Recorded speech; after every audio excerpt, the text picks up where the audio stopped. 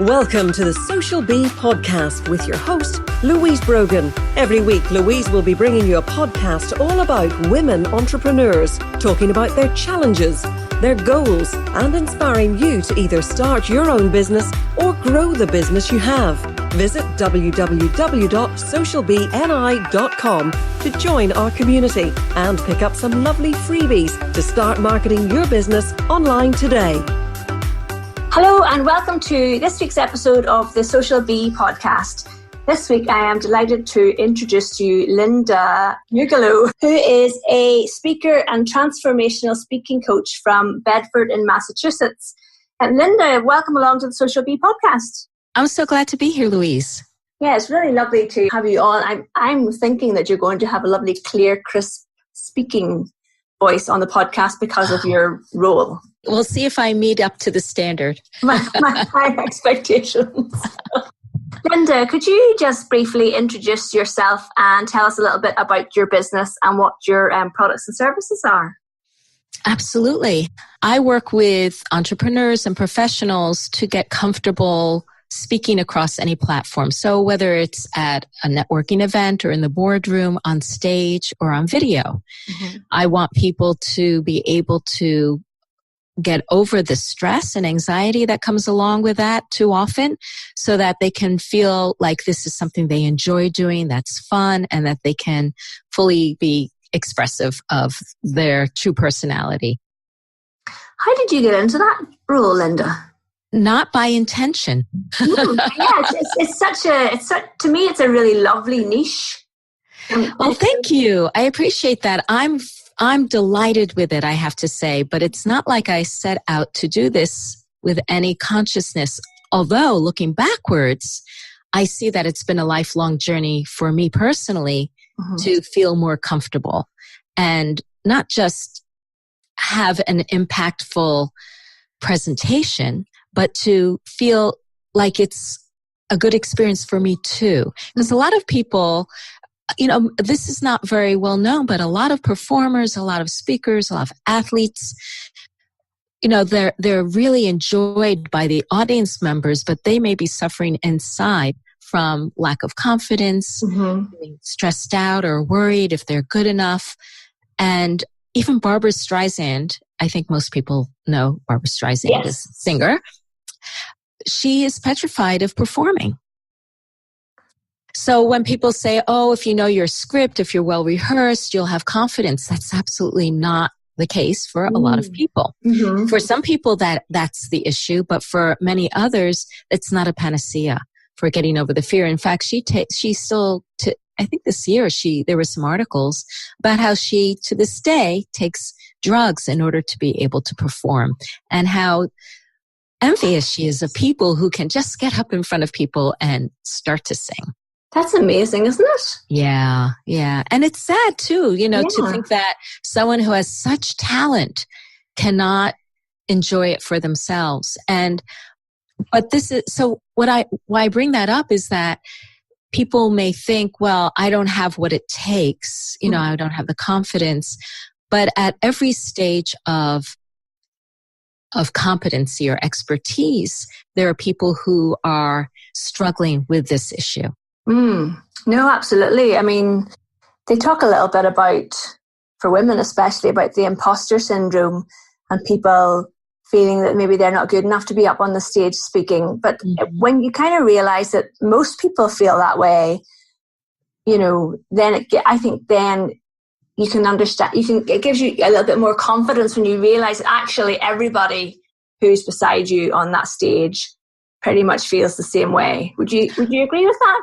I don't know if everybody does. I think there are plenty of people who genuinely enjoy being in the limelight. And the question is, I've been involved in the positive psychology movement, and one of the things that they speak about is, rather than look at the lowest experience, the most difficult experiences, look at how the people who are having the best experiences and investigating what's going on for them that makes it so good, and how do we maybe utilize those experiences for ourselves.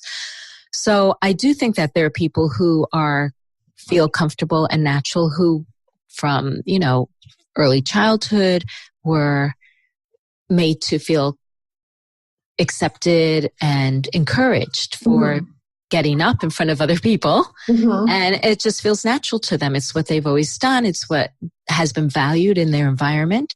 And so it was like no big deal. For instance, my daughter and my husband were part of an intergenerational chorus. And from a very early age, she was on stage, and there were babies on stage in their slings, Oh, wow. by their moms. And as they grow up and they're given a solo, it's like, well, they're used to being on stage and looking out at the audience. It's no big deal. And some of them have, grown into being really fine performers, many of them. And it's the adults of us who suffer more many times because we didn't have that experience. Yes, that's a really good reason for you to encourage your children to join a choir, isn't it? Especially if they enjoy it and from an early age. So it's not anything that is to be feared. Yeah. So and you asked me, how did I get into this? Yes. I had decided I came into the online space to do something. And I wasn't really sure. I knew I wanted to be a coach because I feel like people come to me for a lot of things, for advice and suggestions and in different areas. And I thought, well, I enjoy giving advice and telling people what to do and giving not that I think that they should do what I tell them, but I enjoy the process of helping people figure things out. Yeah. So I came into the online space thinking that I might do one thing, which was help people de-stress. Because it was something that I had been working on my whole life. And I thought, a lot of people, especially entrepreneurs, get very stressed out about the whole process. I thought, I can help in this area. But a friend of mine at one point said, I think my site was called High on Life, Strategies for Everyday Bliss. And my friend said, bliss is nice, but you've been a performer all your life. And when I see you on stage and the kind of presence you have on stage, I always think, I want some of that. Yes. And if you could deconstruct that for people, I think that would be really valuable. So that was sticking in the back of my mind. But I was thinking, what am I going to do? Tell people how to stand there and smile? I mean, it's kind of funny because I do teach people how to do that now, but there's a little more to that. It's not so easy for people. But it got me thinking about two things. One is that I wasn't actually comfortable speaking myself. In fact, I avoided it as much as I could. And I did lead workshops. I was a movement facilitator or teacher for many, many years. So I enjoyed in certain environments teaching. But when I perform, so I'm in a music group that I've been in for 3 decades. I always hated introducing a song. Like I try to get out of it. Like, someone else can do that. And my director really wanted everyone's voice to be heard, their speaking voice. So she would push me to do it. I was the principal dancer, so I had costume changes and I could get out of it some years, but other years I couldn't. And so I would do it, but I would be so stressed out. For 4 songs ahead of time, I was completely not thinking about what I was doing. I was just focused, how am I going to say this? And how is it going to work out? And I was just so anxious. But I'd get through it. So I always thought, well, speaking is something that if you have to do, you push through the fear to get to the other side. But then I got into, as part of my online presence, I started to investigate video, and I got to a place where I really enjoyed making videos. It wasn't like I didn't feel like I had a lot of growing to do to make them better, but I enjoyed it. I got to a place where it was a good process for me. So when Periscope came out in 2015, yes, I jumped on. And what I was told was, if you're going to use this platform, you need to do it every single day. Yeah.